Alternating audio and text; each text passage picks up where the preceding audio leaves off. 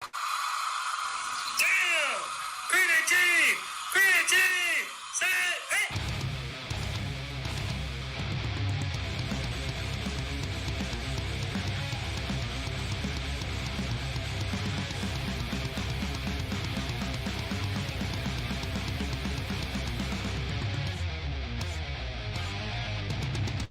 Good afternoon, football fans, and welcome to 3 and Out right here on IE Sports Radio, your directly for all that is sports. What's going on, y'all?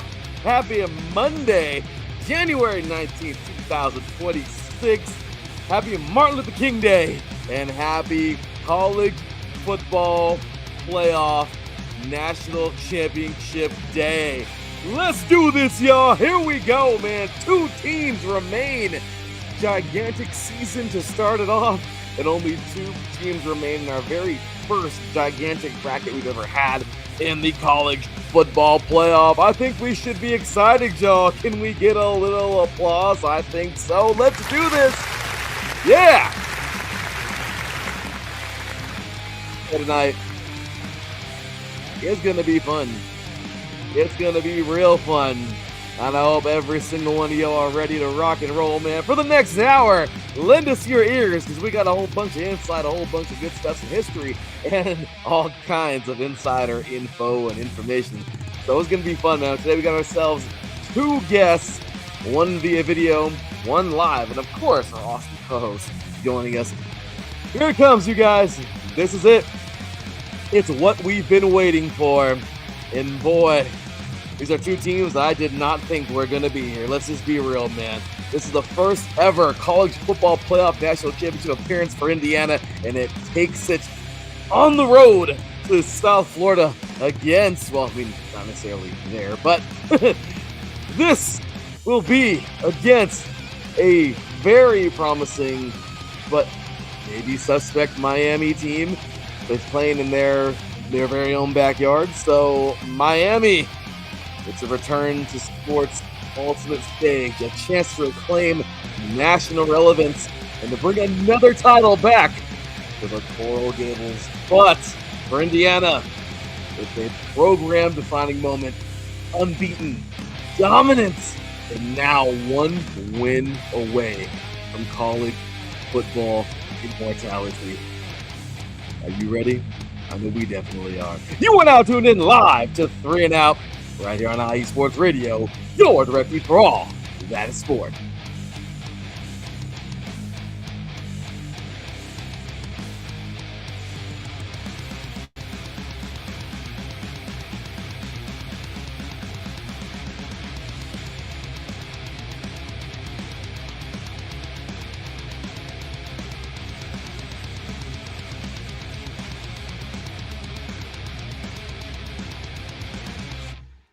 Welcome, football fans. You are now live, rolling with IE Sports Radio right here, of course, on your direct feed for all that is sports. Ladies and gentlemen, we are here, and this is it. We are a few hours away from kickoff from what is going to be a really fun game. Some of us may have different opinions. Some of us may have strong. Some of us may have like a, hey, screw it, I don't have a dog in the fight, so it's going to be fun. Whatever you feel, this is exciting, man. This is your day. This is it.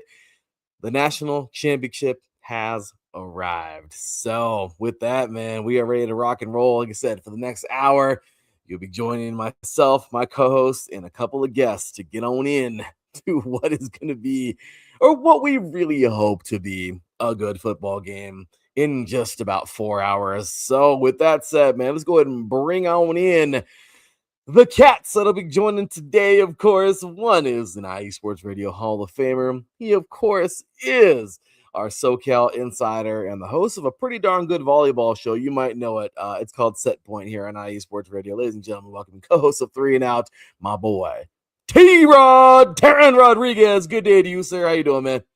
Doing good, Larry. Thank you for having me on.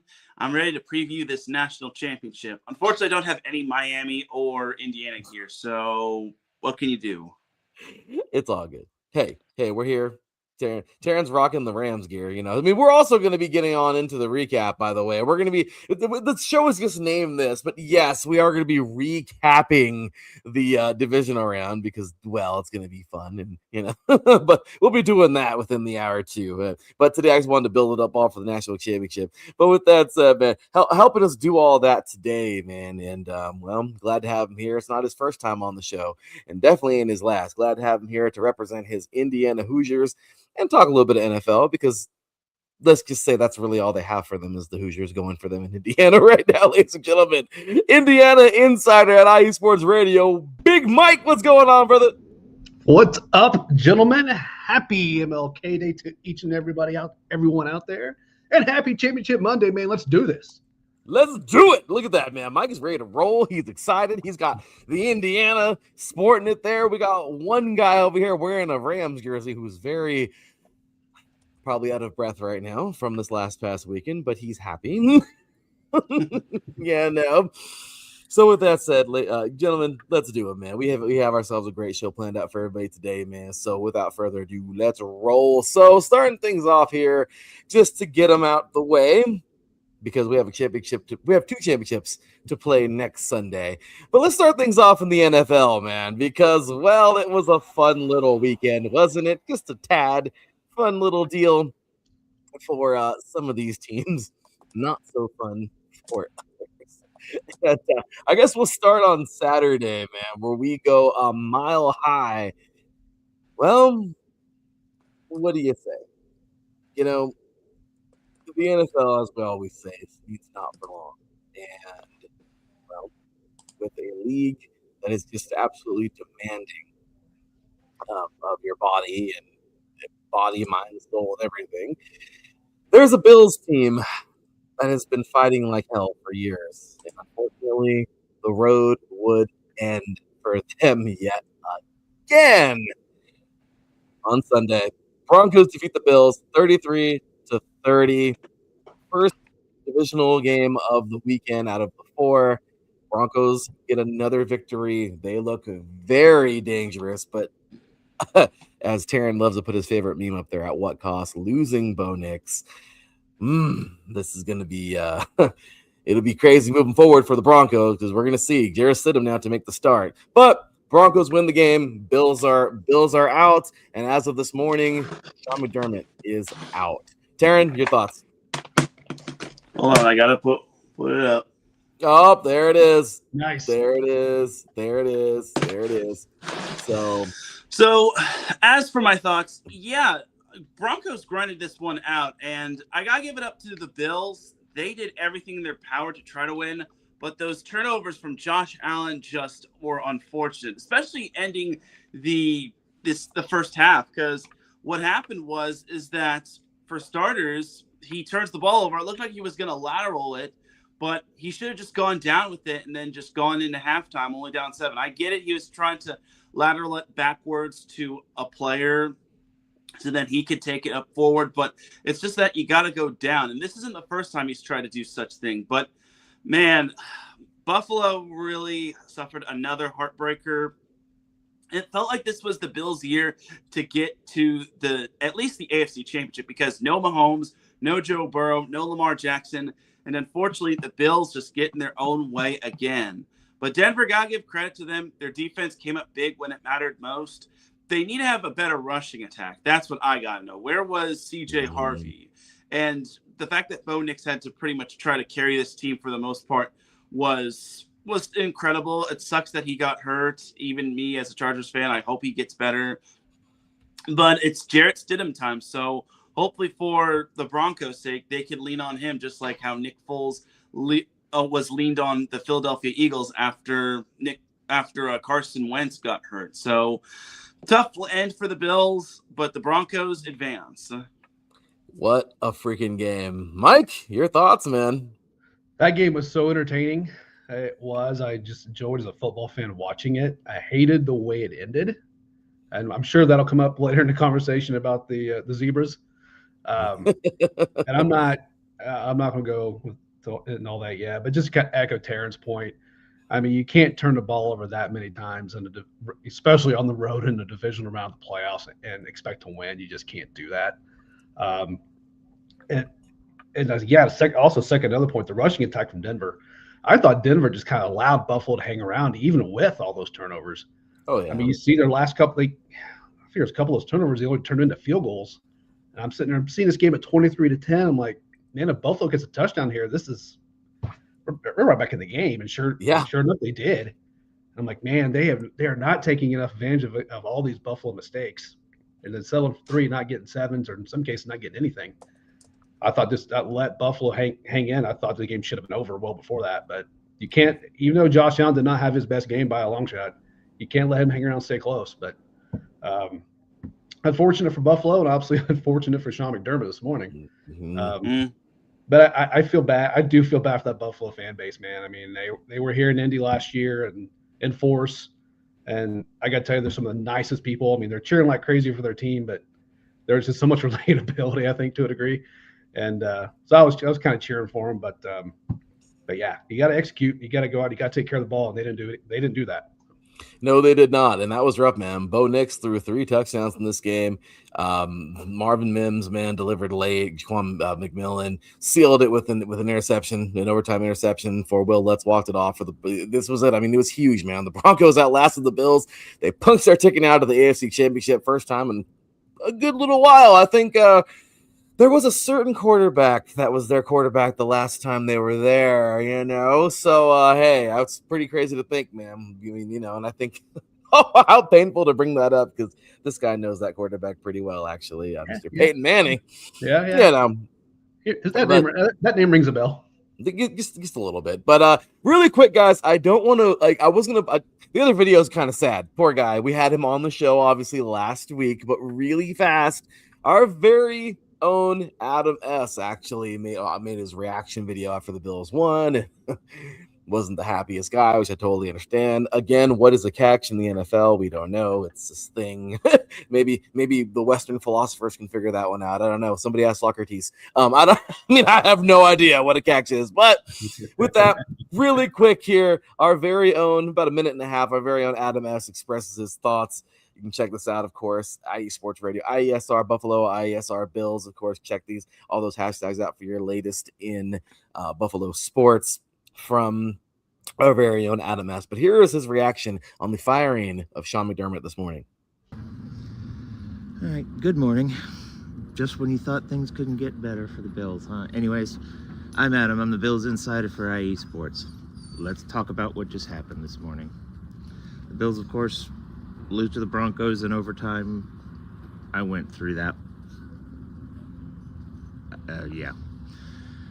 Standards of conduct. So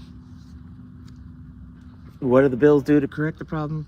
Fire the winningest coach in team history. Not only fire the winningest coach in team history, promote the general manager to president of football operations. So you get rid of the guy who was making meals at a Dollar Tree shopping, and you keep the Dollar Tree shopper.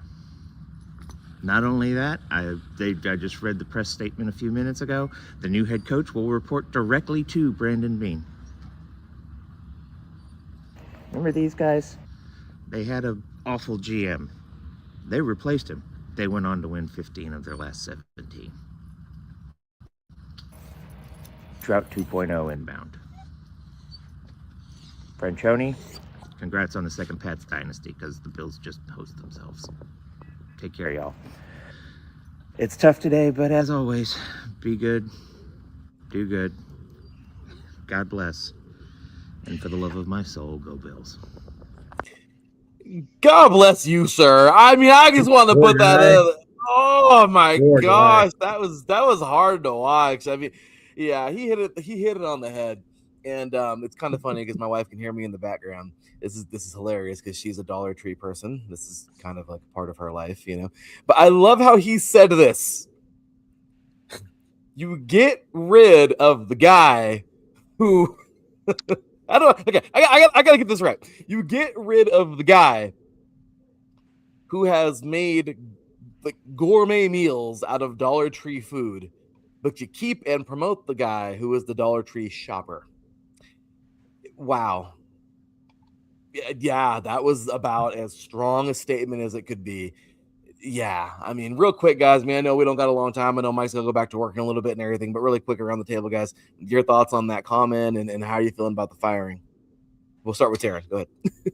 Yeah, I mean, I kind of questioned this firing as well because he went 98-50, and he had the Bills in the playoffs and in the divisional round for a good chunk of years. I think the last time they didn't make it was their first year they made the playoffs, and when they had Josh Allen against the Texans. But yeah, I don't necessarily agree with the firing. I mean, this kind of rivals the Chargers firing Marty Schottenheimer after the losing in the divisional round. So I hope for the Bills' sake they find someone who is better than McDermott. Otherwise, this firing is going to really bite the Bills in the butt. But I'm certain McDermott's going to land back on his feet soon. So I wish McDermott the best, and hopefully the Bills knock it out of the park in terms of getting their ideal coach. Yeah, I saw a earlier picture of a Bills fan who posted somebody who obviously AI'd Mendoza in a Raider uniform and said, well, looks like we know where he's going to go and what he's going to do. And I was like, okay, don't you give us that much credit. I'm sorry. We have a Davis in the office. No, that's not going to happen. We have an idiot as an owner. Nothing's going to change. But sorry, I just want to throw that out there. Mike, go ahead. No, it was man, I felt like I was just watching. We just live streamed a part of a funeral. I felt so bad. Right. But here's my thing. Whose roster is this? Because I personally don't think that the Buffalo Bills roster is overly impressive. I think that's just Josh Allen is putting that team on his back. So to me, it's like I don't like the firing. To me, that's the GM's roster, and I don't know how you reward a GM with that type of roster. But hey, we do that here in Indy all the time. We keep the guy around even though we're terrible. So what the heck do I know? Isn't that fun? Isn't it fun? It's fun, right, Mike? It's fun. It's fun. Like, so yes, right? It's why we drink. Seriously, oh my gosh, I feel like what I just said right now. Remember, gosh damn it, the movie Varsity Blues? The coach, when he's talking about fun. Yeah. Was it fun? Was it fun last night? Like, that's what I feel like right now. That's what it felt like. Yep. You know what I mean? Like, is it fun having 75 losing seasons in a row, even though it's only been since 2003? Raiders. I'm just saying, you know what I mean? Right. Like, how do you have 75 losing seasons in only like a 20-some year span? That's crazy. That's crazy. I mean, the Raiders just lost earlier today. We didn't have a game. That's crazy. Like, I mean, it's nuts. I mean, you know, so it's fun when you have idiots running the whole deal, right? No, so much fun. Or is it just that money is king and no one actually cares about wins or losses? It's just kind of who can fill my pocket. Anyway, before we get kicked off of all platforms and everything for making such a true statement, yeah, so anyway, guys, that's it. Game done, over with. Sorry, Bills, I feel bad for you, but that's pretty much that. And well, Broncos are on to the next. All right. Next game up, and well, this was a fun one. Boy, a 95-yard opening kickoff touchdown. I feel so warm inside. A 95-yard return on the very first freaking kickoff of the game. Good old Rashid Shaheed, man. Rashid Shaheed just got it done, setting the tone. Kenneth Walker III ran all over everyone. 3 touchdowns, and the Seahawks defense just dominated. I feel horrible. Actually, don't feel that horrible, but kind of a little bit bad for that Niners offense because they had not one answer. Sam Darnold, Jack Smith-Njigba, they kept things efficient. The Seahawks are now on to the NFC Championship in dominating fashion. My gosh, Teran, how about those guys? Yeah, and if you all just saw what I did, this isn't really a belt, but it was pretty much BTA.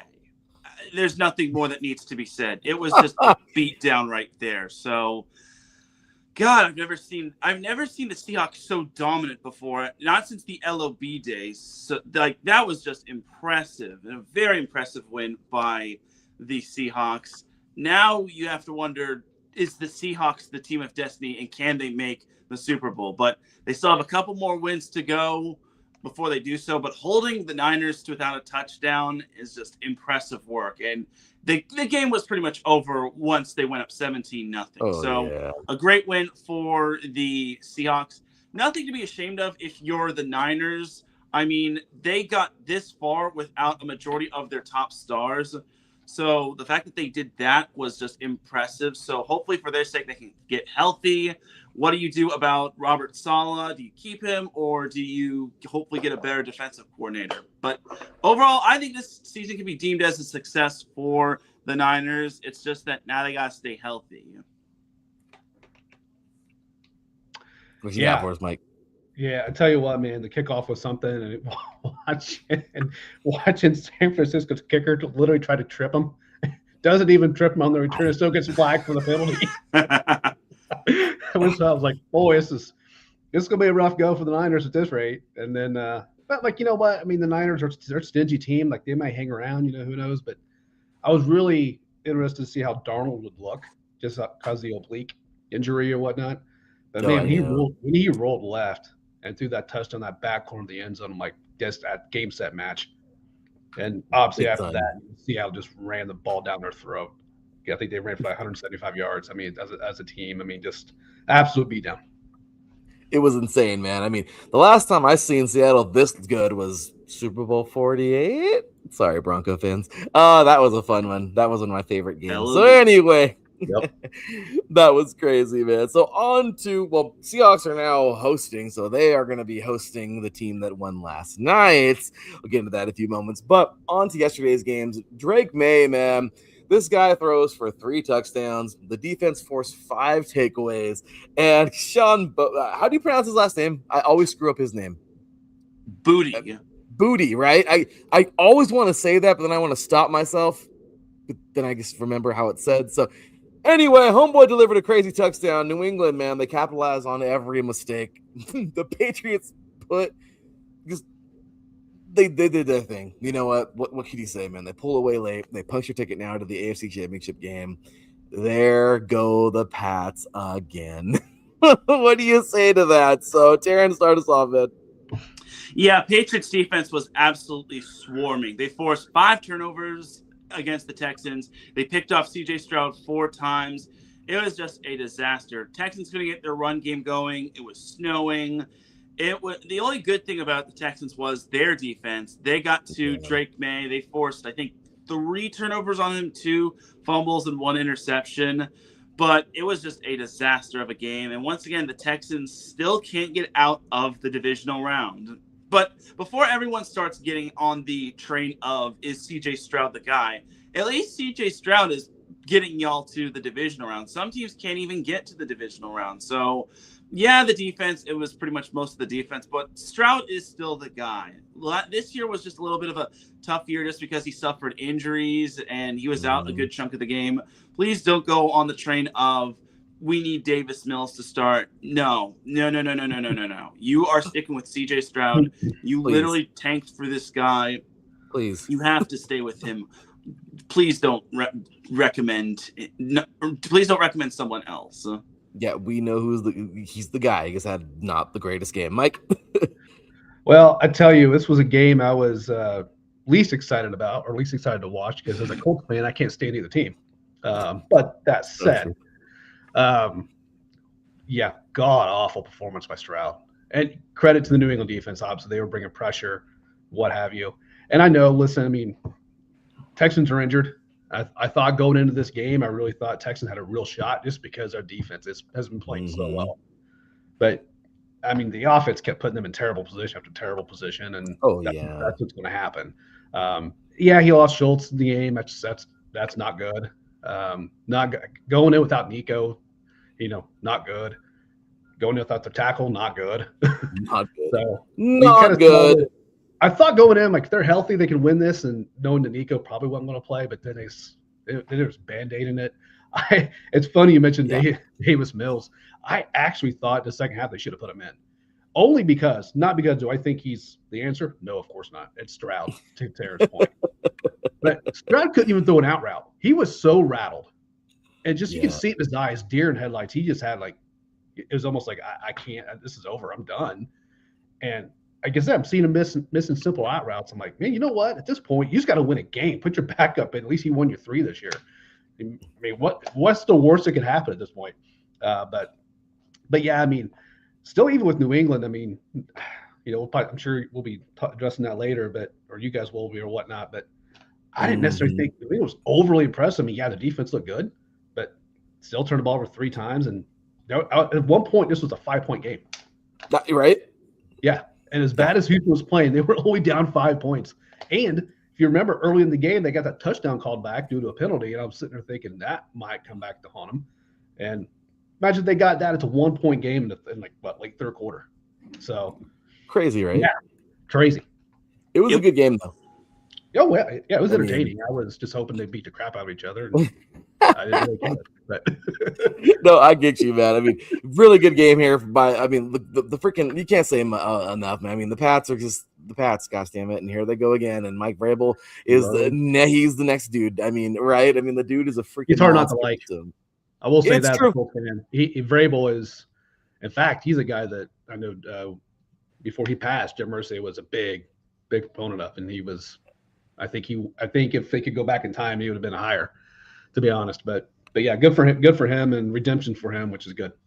Oh, definitely. So great stuff there by those guys, of course, those New England Patriots. And last but not least, one more. So, well, really quick, I guess just everyone knows this already, but Patriots are headed on over a mile high to take on the Denver Broncos next week in Championship Sunday.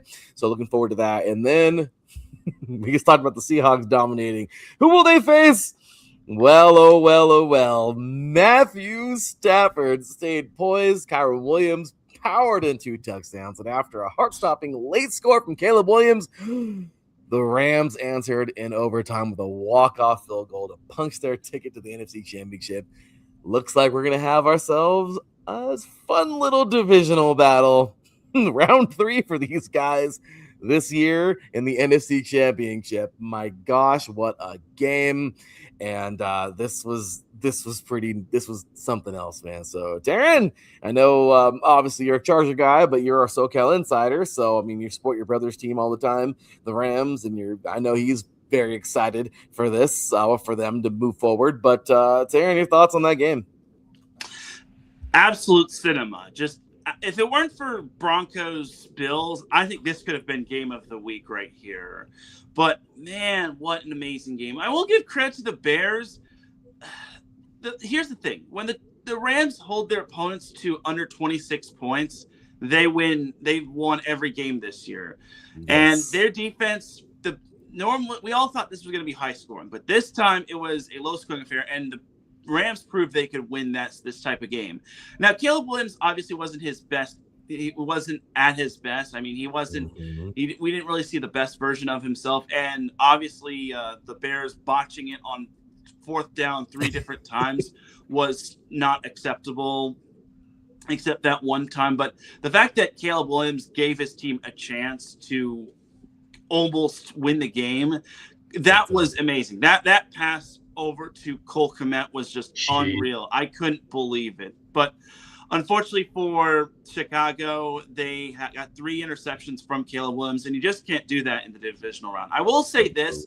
This is the first time we saw Matthew Stafford without a touchdown pass this season. So, and Kyron Williams did have his little bit of a come up game.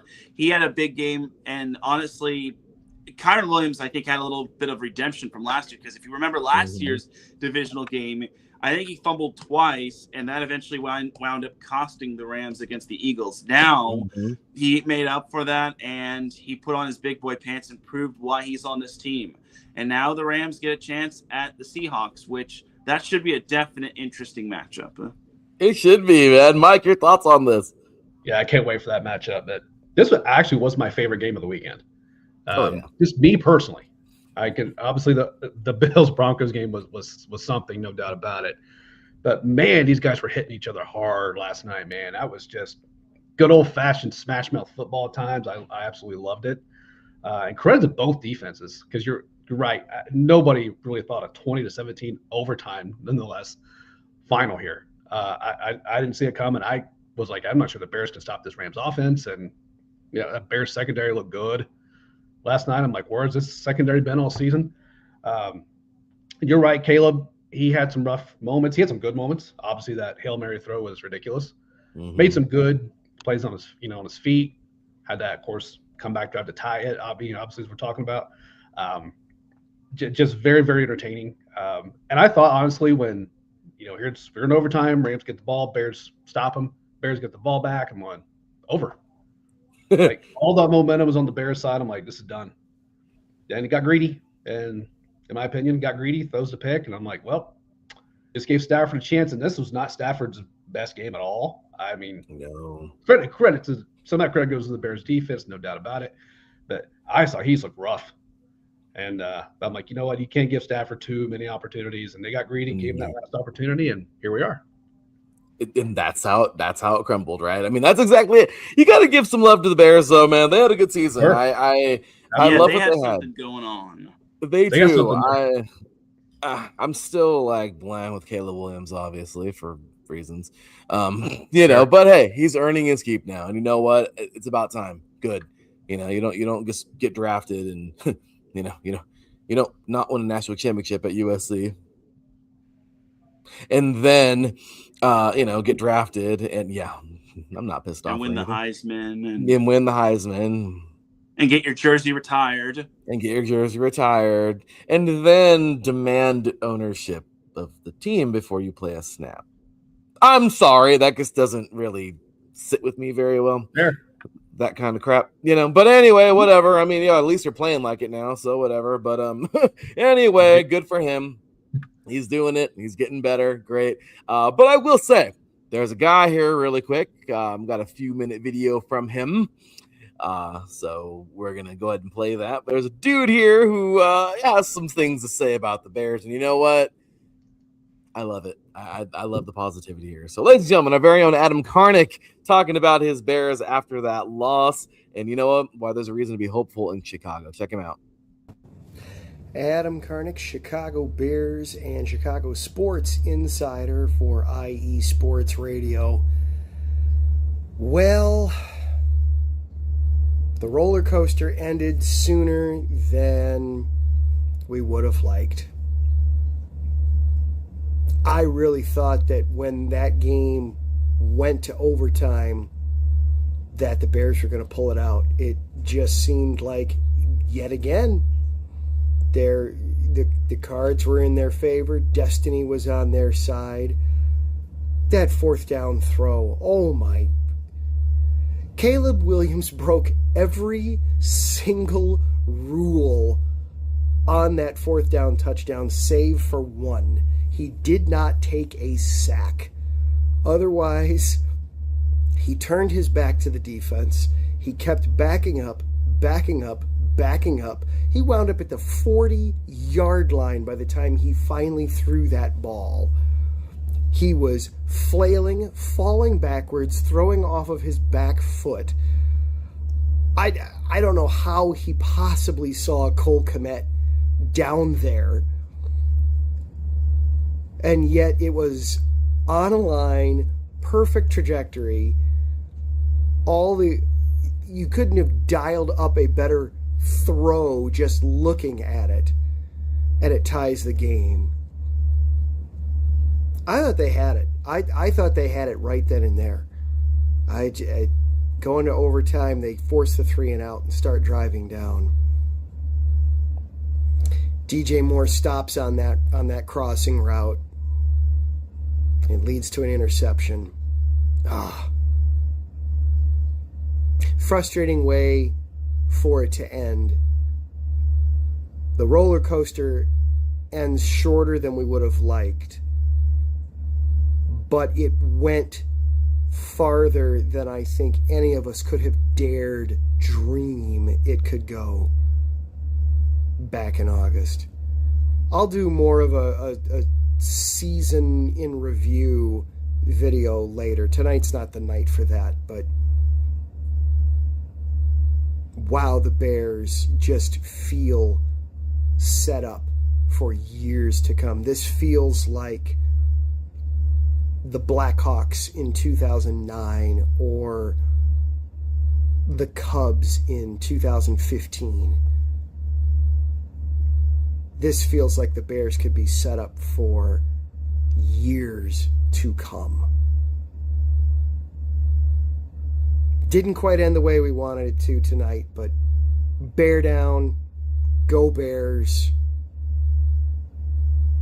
There's very many bright days ahead. I love it. I love the optimism. I love it. He's excited for this team. And you know what? There's reason to be excited. There really is. There's something there. It's nice to see it.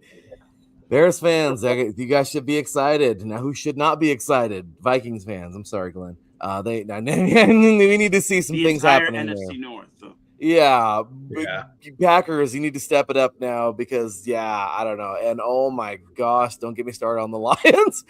When we thought the Lions are turning a corner, I mean, here we go again. Damn it, the Dan Campbells are down again. But again, we'll see how this goes next year. It's going to be a lot of fun in the NFC North. The only team that I counted out this year was the only team that actually shined. Let's be real. So crazy. I mean, but that's football. That's why we play the game. So anyway, guys, that's that. I mean, really fun there. Thank you, Adam Karnick, for his thoughts there. I know it was a tough night for him last night. Tough game. Rams over there. Teran's team prevails. They look good. But man, that was something else. So really fast, guys, check out all of those blogs, man. I wrote 3 or 4 of those damn things. So hopefully you all enjoy them. Check us out. Give us a follow. TikTok, Instagram, YouTube, and at iSports Radio. And also check out iSportsRadio.com. The blogs are up. I'll post those up later. I wrote 4 of them. So for all 4 games this weekend, go check out each of those blogs at iSportsRadio.com/blog. All right. So check it all out. And that was the NFL. Gentlemen, any closing thoughts on this weekend? Obviously, we have a fun one coming on up next Sunday when we get the AFC and the NFC championships. Who's going to be playing in a couple of weeks? That's Super Bowl 60. But closing statements. Mike, we'll start with you. Anything closing for the weekend? Just real quick on Adam's video, got to appreciate the sentiment there. I think he's right. In fact, we talked about it in a group chat last night. I think the Bears essentially need a little bit better pass rush. And they get that. Look out. I mean, that offense looks pretty good. Caleb's just going to, I think he'll get better and just learn as he keeps doing this. So, I mean, I would say look out, but we'll see how it shakes out. But for next weekend, I think just my quick thought, I think the Super Bowl is going to be the NFC Championship. I love it. It's possible. It's going to be hard. No shame on me. I know I'm a hater. I'm a Colts fan. I get it. It's okay. But I just think that whoever wins that's going to be the team. This one's hard. I know, and I love it. I get it because we had similar thoughts on the college playoff. Yep. It's just hard with the Patriots, dude. Oh my gosh, the Patriots win this thing. Oh no, well, they're stingy. They're stingy. I mean, that's no doubt. That could be it. And I hate to say it sounds so mean, but the Broncos, I guess, feel like they don't have a fart in a windstorm's chance right now. Feel bad, but hey, you had Bo and now he's gone, and ouch. I mean, obviously Raider fan here. I'm bitter, obviously, all the time, but that's just what I've learned to live, how I've learned to live as a Raider fan. But I will say this, I mean, as a, loving football, I would definitely give them a really good chance versus the Patriots with Bo, but now I just, oh no, now I don't see any chance. Yeah, right. So, I mean, I'm not being mean. Sorry, Jarrett Stidham, but I'm just saying. And again, really quick to rebuttal here for anybody who's all like, I don't like your statement earlier about Caleb Williams. Yes, I get it. Our defense sucked in those years. Didn't really help them out a lot. I get it. But still a little bitter. But anyway, any closing statements for you, Teran, for the NFL for this weekend? Yeah, I mean, we have a lot of storylines when it comes to the championship Sunday, the AFC and NFC championships. I mean, you got Denver and the Patriots back in the AFC championship with obviously a whole different look. I mean, it would have been great if Bo Nix was starting, but unfortunately, that's just how it is. 2 of those great defenses are going to be facing one another, and then the Patriots put their undefeated away streak on the line. Meanwhile, the Seahawks are back in the NFC championship. But will they be able to take down an experienced Rams team who are back in the AFC Championship for the first time since they wound up winning the Super Bowl? Just a lot of amazing storylines. And, man, your AFC and NFC championship quarterbacks are Jarrett Stidham, Drake May, Sam Darnold, and Matthew Stafford. Just like everyone predicted. Just like we all thought. Hey, Stidham could make some NFL history. Here's a quick trivia bite. Who was there's one other quarterback who didn't start like forever, like all season prior, came in and won a playoff game. Tom Brady. Nick Foles. Frank Reich. Oh crap! Remember that game? Holy crap! Yeah, we went far back there. It's the only time that's ever happened. We didn't play all season, all regular season. Came in a playoff game and led his team to victory. Holy crap. So he could. So it'd be historic. If was that for the Bills? Yeah, that was the Bills. That was when it was the Houston Oilers back then, and that was the down 35-3. Circle the wagons. That's right. He circled the wagons, and they went on that year, and they lost. That was a part of the Four Falls in Niagara. That sucks. It was. Oh my gosh! Wow. Okay. Yeah. Wow. We got some good stuff. Thank you. Look at that, man. This I know, right? Mind blown. You gotta look. We gotta give him some love now. We gotta make sure we give him love. Yes. As opposed to the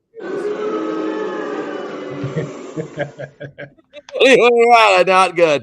Not so anyway, as we have fun with the sound effects. On to the next one, and this is it, guys. This is it. What we've been waiting for. It's what we're here for today. The second half of our show here today. Obviously, that's it. Join Teran and I. We'll be, unless Teran wants to sporadically jump on tonight after the game and give a little quick recap, that'd be fun for the college football playoff game. But if not, check us out on Saturday, man. Again, 7 a.m. Pacific time, 10 a.m. Eastern time. We'll get you ready for championship weekend, all that fun stuff. But let's do it, man. Let's go ahead and roll on into the FBS. College football playoff is here. My gosh, this is going to be fun. This is it. This is what we've been waiting for. I definitely thought it was going to be Indiana and Miami in the final. Of course I did. I just won $1 million from Vegas. Right? Who didn't? You've got to be kidding me. Right? It's insane to think that it wasn't going to be these two. My gosh. Well, the obvious two choices obvious two choices to be in the championship this year, Miami and Indiana, are here, ready to rock and roll in Miami's very own stadium, which is hilarious. But hey, home games happen. Sometimes they happen in the championship. So what do you do? Well, let's talk about it, man. This is it. This is what we've been waiting for. And get a little preview here into this game, as I talked about earlier in the intro of the show. This is it, you guys. The stage is set. History meets heat. It's the first ever college football playoff national championship appearance for Indiana, and it comes on the road in South Florida against the resurgent Miami program, playing essentially in its backyard, because they are. So for Miami, again, it's the return to sports ultimate stage, a chance to reclaim national relevance, really. I mean, these guys haven't been relevant for a while, and this is the chance to bring the title back since that Hall of Fame team that they had years ago, over 20 years ago. So for Indiana, it's a program-defining moment. They are unbeaten. They're dominant. Everybody they freaking play, they destroy, and now they're one win away from college football immortality. So the storylines that define this game, all right? Indiana's relentless machine. Indiana hasn't just won, it's crushed elite competitions. 56-22 over Oregon in the Peach Bowl, the semifinal. We had before that, okay, we had the 38-3 Rose Bowl, okay, over Alabama on New Year's. That was crazy. We had that nice little victory. And then let's not forget, they defeated Ohio State in the Big Ten Championship. It was a closer game, but they defeated those guys back in that game, back when, what was it, the end of November. So, or the beginning of December. So, my gosh. First week of December. So they lead the nation in defense. They freaking wreak havoc, man. Their red zone efficiency. They also lead the nation, and I believe their turnover margin during the playoff has been stellar. So this is not a Cinderella, guys. This is a juggernaut. All right. So Miami's road, it's basically been a road through fire, if you will. Miami's path has been brutal and very revealing. Okay. You had the slugfest versus Texas A&M earlier this year. I mean, if you guys remember that game, obviously that was amazing, but that was fun. We had the grind out game versus Ohio State. And then they had to win a freaking thriller versus Ole Miss in the Fiesta Bowl.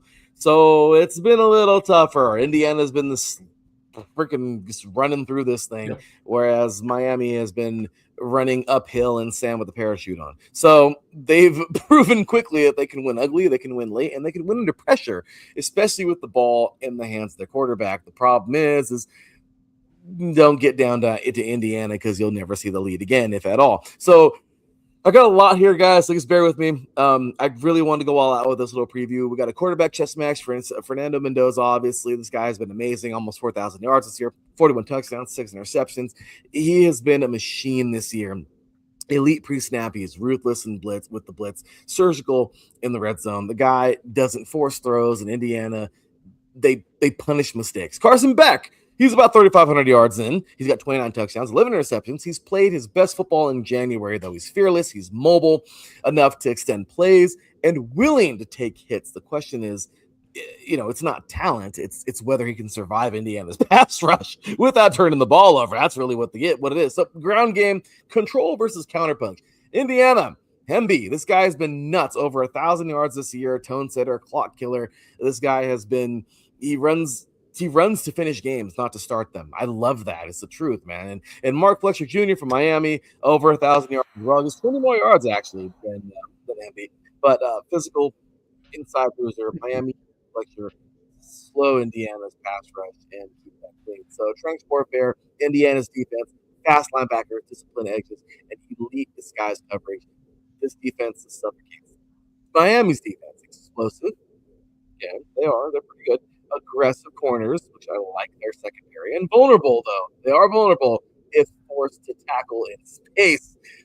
That's something that I just jotted down as a quick note. So if Indiana jumps out early, Miami's defense will be stretched to its breaking point, and honestly, I think they will break it on that. That's the way it goes. So keys to the game. These are all, again, my opinions.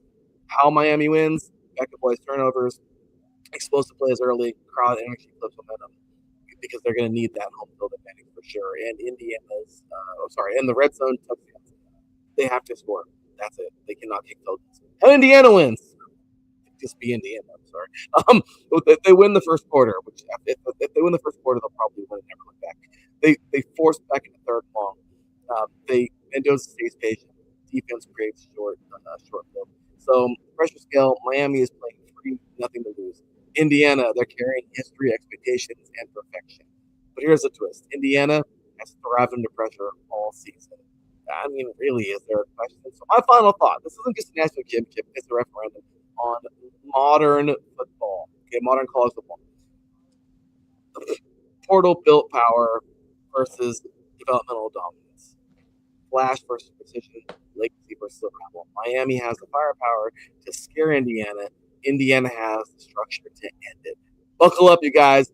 This decides an era. And obviously, I'm just going to throw this out there. As you guys all know, my clear-cut winner is Indiana. So after talking for 55 years, sorry, I write these things and I'm like, this is going way too long. I know, I'm sorry. But it was fun to write all that, you guys. Anyway, with that said, we'll start off with our guy down there, man. Indiana Insider. Mike, take it away.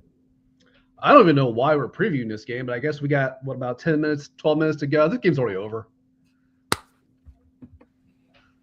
50 to 3, done. No, I'm having a little bit of fun, right? But would you be surprised? I mean, seriously. Do I think that's going to happen? No, I'm just having a little fun here. But really, I don't know many people who saw the 38-3 beatdown of Alabama. Mm-hmm. I know no one saw another beatdown again of Oregon, by the way, because even that first matchup earlier in the season, scores closer. IU dominated that game in Oregon, and they whooped them again. Now, granted, Oregon gave them a few assists along the way, mean, if you can't even give the ball to your running back, or your running back, whatever, is running into the ball, or you're trying to throw it, whatever it was, doesn't matter. It was stupid. So I don't know if an IU beatdown would shock anybody. Now, granted, I don't think that'll be the case. This is, to me, and to sound old school, and man, people here in Indianapolis hate this. It's in the trenches tonight. Yes, it is. It's in the trenches. I mean, Bain may be one of the best football players on the field tonight for Miami. And, can their D-line beat up Indiana's O-line? I don't think they can. I think they can make it interesting. We'll see what happens. I mean, a lot of people thought Ohio State line's going to beat up Indiana. Guess what? Didn't happen. Of course, you see Miami kind of whoop up on Ohio State in the trenches when they battled. So can Miami's O-line give Indiana's D-line, some challenges? Who knows? But to me, if Miami to even have a chance here, they're going to have to get to Mendoza, not just get to him, but get home. Mm-hmm. We've heard that saying all football season here in Indy. Like, you'll see some pressure, but the Colts, for example, will never get home. So with Mendoza, you got to get home, because he's slick, man. He will use his feet when he has to, and he gets rid of that ball quick. And he's got weapons, as we have seen. I mean, good luck whoever's on Surratt tonight. I know those corners are good, but they get aggressive. He'll find space, and that 6-yard slant will be a 30-yard gain. Again, you got Becker, who's come out the second half of the season, that doesn't even look like he's going to be all that badass. But then next thing you know, there he is, another 35-yard catch down the field. You're like, where'd this guy come from? And here's the thing: these guys are catching everything. I mean, one-handed grabs. I mean, scooping it off the turf. I mean, you name it. They're catching passes. So he's got obviously good receivers. He's got 2 great running backs behind him, and I just don't know that Miami can stop them for 4 quarters. No disrespect to Miami's defense at all. I think they're very good. Flip side of it, yeah, I mean, Beck is going to have to be on it. We can't see, Louisville, SMU, Beck here. They can't. They turn the ball over, they're done. Because IU makes you pay, and that's just what IU does. So the other thing about Miami, we talked about this, I know in the past, is they're penalty prone. We've seen games where they just haven't. Even against Ole Miss, they had a lot of penalties. IU, they really don't turn the ball over much. They're not getting penalized much. Mm-hmm. They just don't make a lot of mistakes. Mm-hmm. So that's what makes this Indiana team just so different from pretty much just everybody they've played this year, and most of the teams in college football, for crying out loud. They're just fundamentally sound. And do they have 5-star guys? No, you don't need them necessarily, because those are just, say what you want about the star system, whatever. I have my opinions on it, but you get a bunch of 3.5-star guys, a few 4-star guys that go out and just play fundamentally sound football and don't make mistakes and execute week in and week out. Good luck beating them. So that's just, to me, where it ends. IU doesn't make a lot of mistakes. Miami's kind of make a lot of mistakes here and there. Good athletes. I think this could be a good first half. I think Miami's defense is good enough to keep them in the game in the first half. But again, they can't make mistakes. They can't turn the ball over. But I still think at the end of the day, there's just too much firepower both sides of the ball for Indiana, and I think Indiana gets this done by 2 scores. Without a doubt. Like, without a freaking doubt. Yeah, so, okay, ladies and gentlemen, again, our Indiana insider, man, Mr. Chill Mike. I love that, by the way. I like bringing that up. Chill Mike, our boy, man. Congrats. Thank you for coming on, man. We appreciate it.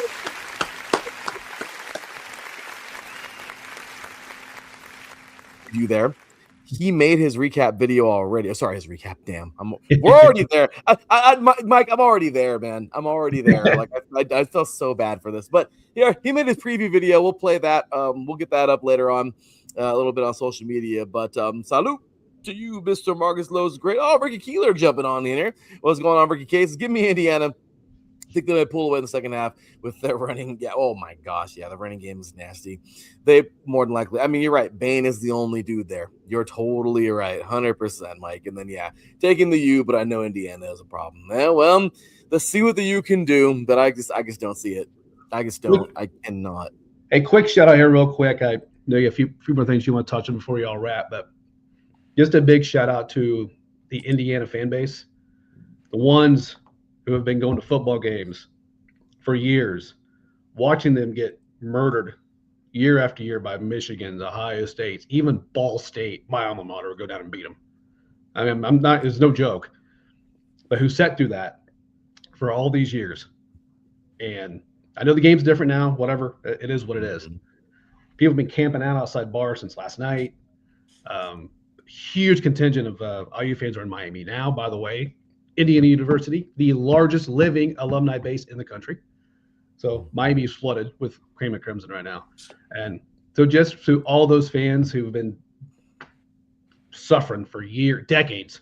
And here's the thing. If IU were to win, next 7 seasons, won't happen, I know, 16-0, they would still be under 500 as a program. That's crazy. It's bad. All right. I mean, that's how bad. Just a big shout out to the ones who've been doing it for decades and decades and decades. Enjoy this moment, and hopefully they get it done. No, I'm totally with you, man. This is huge. Amazing stuff there from Indiana this year, and obviously, I mean, this is going to be such a special game if they were to win it, which I'm pretty sure they will. So, Teran, you want to weigh on this one for us real quick? Yeah, I mean, this is kind of going to be what have you done as of late as opposed to what have you done in the regular season. Indiana has decimated both Alabama and Oregon. Their offense is just playing at a whole other level. When they get the lead, they're not letting it go. Now, Miami, on the other hand, they've had to kind of come back against the likes. They had to come back against Ole Miss. They had to grind one out against Texas A&M. They got the early jump against Ohio State, but Ohio State trying to make a comeback. Look, something that needs to be noted is that Xavier Lucas won't be playing in the first half of the national championship just because he had a targeting penalty last game against Ole Miss. So he's out. That's a big loss in terms of the secondary for Miami. Look, I think if Indiana gets the lead, they're not going to give it back. They're going to continue that trend. I think Indiana takes advantage of Miami not having Xavier Lucas. I'm going to take Indiana to win. I mean, look, I love what Miami's done. I think it's great that they are at this point of the season, and they were the last team in the college football playoff. That wasn't like an automatic qualifier. I mean, I know there was the 2 group of 5, but they're the last Power 4 team to be in the college football playoff as an at-large. So I like what they've done, but I think the magic runs out. I'll take Indiana. I think that we get one final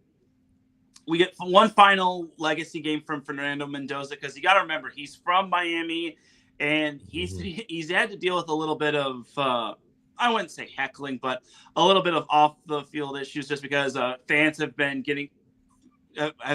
calling his phone like 20 times yesterday, and then there was a quote unquote security check-in at 3:30 a.m., which obviously wasn't the case. So Fernando Mendoza hopefully is locked in. If he is, then Miami is going to have a tough time winning. But I'll take Indiana regardless. No, I'm totally with you. I think Indiana, this is their year. They're destined. I love it. # never daunted, man. It is so freaking true. These guys, they're not. This has been amazing for them. So again, just want to remind everybody, we are live on IUSportsRadio.com, by the way. So check us out, man. IUSportsRadio.com/3 and out, all spelled out. Yes, brand new website. Kicking. We're doing great things, man. Loving it. Getting the insider pages going soon here, so Mike can have his nice little page in a few days. So looking forward to that, I know.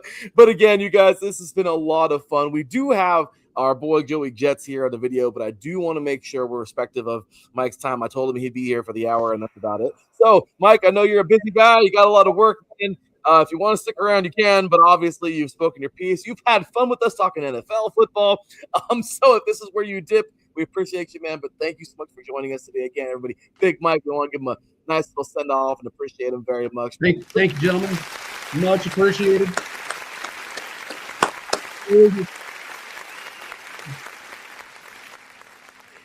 Oh, where you at? Oh, there. I thought we lost him. Okay, we're good. Anyway, so any last closing statements before you're out here today, Mike? Man, just enjoy the game tonight. It's something most of us here in the state of Indiana thought we would never, ever see.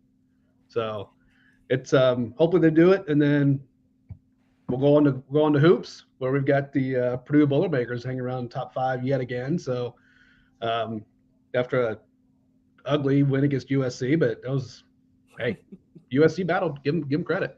But obviously a long season in hoops, so we'll turn attention to that, and that's where the Indiana Purdue rivalry is actually fun, because it's not real fun in football right now. Clear, one's here, one's down here, but hoops gets be a little bit of fun. But no, but talk hoops later. But tonight, yeah, just everybody enjoy it. Go Hoosiers. Let's do it, man. Mike, again, thanks again for sparing an hour for us today, man. We appreciate you. Have a wonderful rest of your day, and we'll have you soon, man. All right. See you guys. Be good. All right, ladies and gentlemen, that again was Big Mike. Oh, awesome, man. Glad to have him aboard.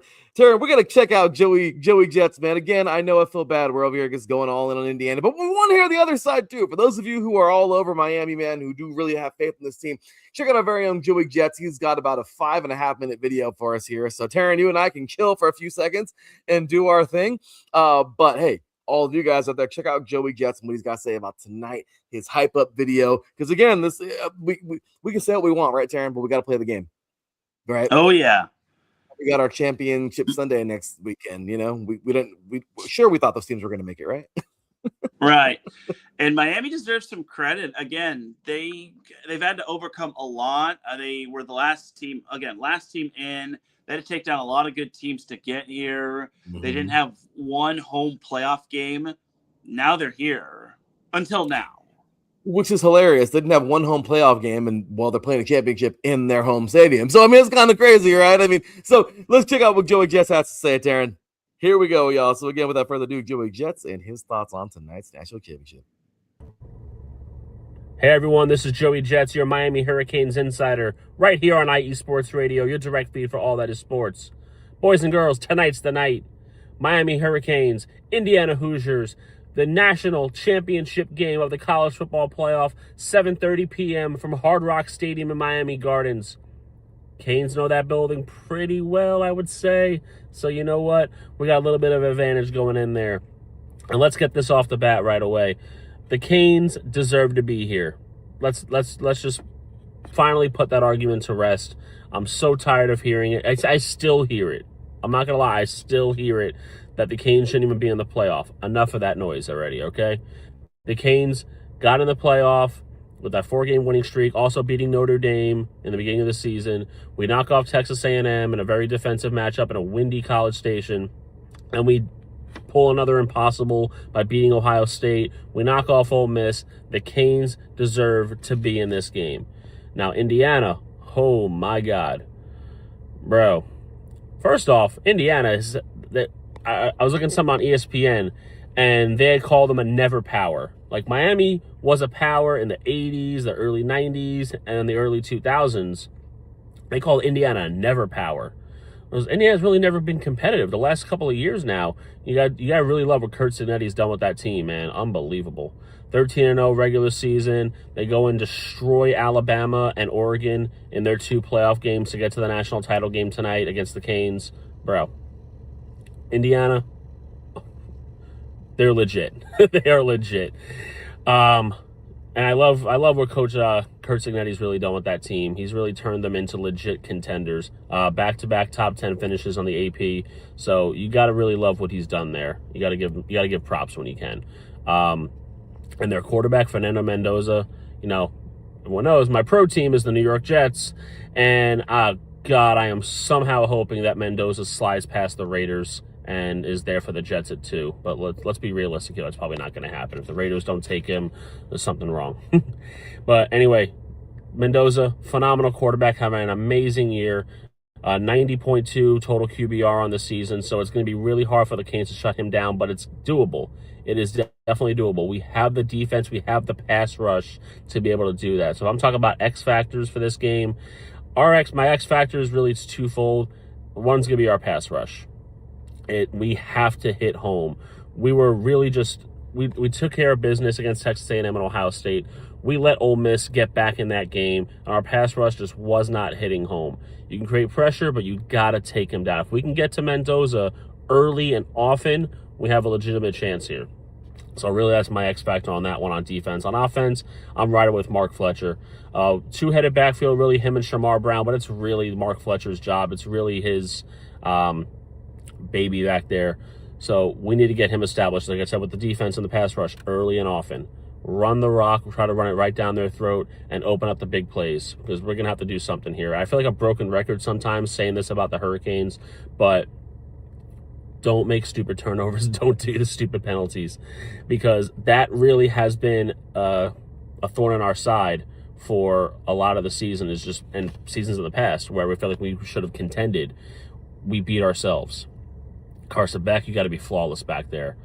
Don't take stupid sacks. Get rid of the ball if you have to. Make plays happen. Get your ball to your speed guys. You got Fletcher. You got Tony. You got C.J. Daniels. You got Keelan Marion. You got guys that can make plays happen. Get the ball to them. Just, if there's any game where I need Carson Beck to be just spot on, tonight's the night. Oh, man. I can't wait. I really can't wait. I'm so excited. I am so excited. Let's couple that with the Panthers getting Kachuk back tonight, and the Hurricanes in the national championship game. It should be a great night in South Florida sports. Hopefully, I'm gonna throw a prediction out there. So Miami 7.5-point underdogs right now. We're gonna do it. We're gonna do it. I'm riding the positive momentum here. I'm gonna go out on a limb. Miami 28, Indiana 24. That's the prediction. It's not going to be easy, but I really, really think the Hurricanes have come this far. This is the closest I've seen this team in the 26 years that I've lived in Florida to being legit contenders, and being this close for a national championship. It would really, really suck to see them not pull it off.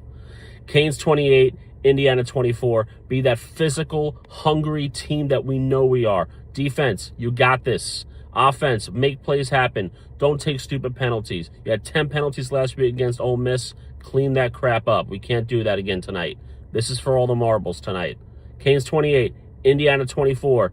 The Miami Hurricanes will be the 2026 national champions. This is Joey Jets for Miami Hurricanes Insider for IE Sports Radio. And as always, it's all about the U, baby. Let's do it. Let's go, Canes. Thank you to Joey Jets, man. Gotta give him some love. That was pretty awesome, man. Let's give him an applause, dude. That was pretty cool. So big ups to you, Joey Jets. Thank you for stopping by. Really good. Really, really, really good. Little preview there. The belief, man. The belief. That's where it is, right, Teran? The belief in his team is unreal. I love it. I mean, it's real, of course. It's awesome. But I love it, man. Seeing him just so excited for this team. And I like how he said that. We can't come all this way, right? Like how Tom Brady used to say, can't come all this way, just come all this way. Like finish it. Exactly. Teran, I mean, really cool. I love it. Obviously, they got to play a stellar game. They're the team who they are truly the underdog. There's no way this team is going to be the team who is going to be the major favorite. They're not going to be a team who everyone's going to look at and say, yeah, that's the team we're going to pick. I mean, unless you're a fan, that's about it, man. Or you love underdogs, because there's no way. I mean, Indiana's just too dang good. They're too strong. They're too much of everything else, right? So in our last few minutes here of the show, Teran, I mean, this is it, man. This is going to be a really fun game tonight. It's hard to say Indiana's not going to run away with this thing at some point. It's really hard to not say that.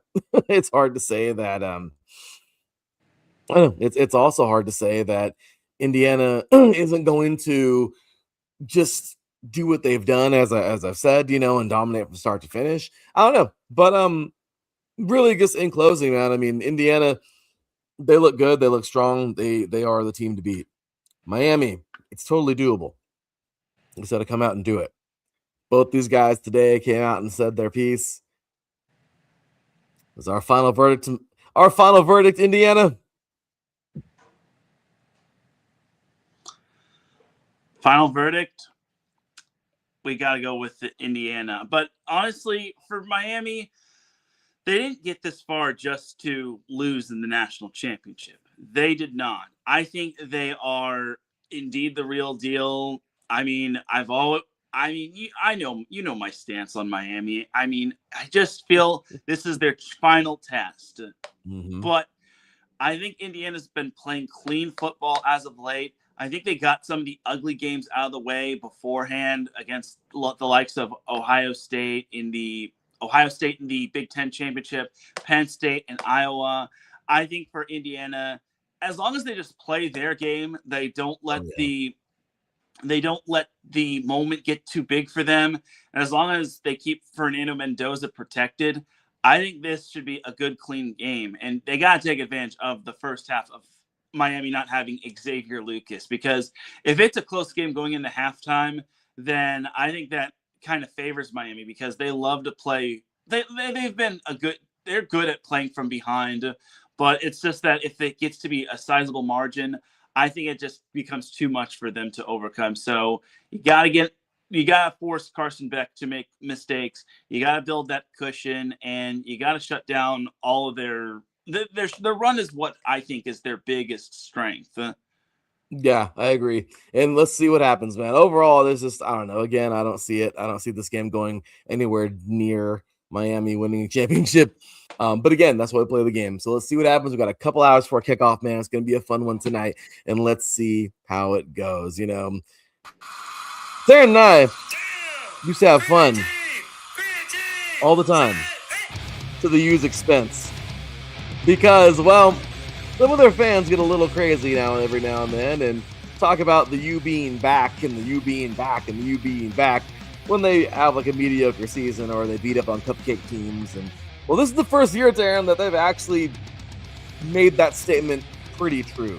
Now, again, because of all those fans, I'm not gonna say that they're back until they win some hardware. And tonight, well, they got 16 minutes to prove that. Obviously, what's my opinion? Nothing. But I'm just saying, let's see. I think the U is pretty well back to at least make a championship. But winning the championship is a different story. So, I don't know, Teran. Tonight, you and I can actually be saying if the U is back or not. I don't know. But I will say that I know who is here. And that's Miami and Indiana. So we got this game to play tonight. It's going to be a fun one. Any closing thoughts on this thing before we're out of here? I just hope we get a great game. I hope we don't get like a one-sided affair. I just think Indiana has a chance to become the third straight Big Ten team to win a national championship, joining the likes of Ohio State and Michigan and Ohio State and Michigan. So in that order. So the ball's in your court, Indiana. Looking at you, Indiana. So here it comes, man. This is it. That was a fun one today, man. And again, I don't know. I mean, if this game ends early enough, Teran and I might be on for 30 minutes tonight talking about the show, about this game for just a little bit, depending on if time permits it for us and everything. But if not, Again, we'll see you on Saturday. Oh, yeah, we'll see you, Teran. It'll be cool, man. But if not, we'll see you on Saturday, man. But this is going to be a really fun one. Again, looking forward to it. What firepower will we see tonight from who? Hopefully it is a really good game. Hopefully it's a lot of fun. Hopefully it's not this nasty blowout.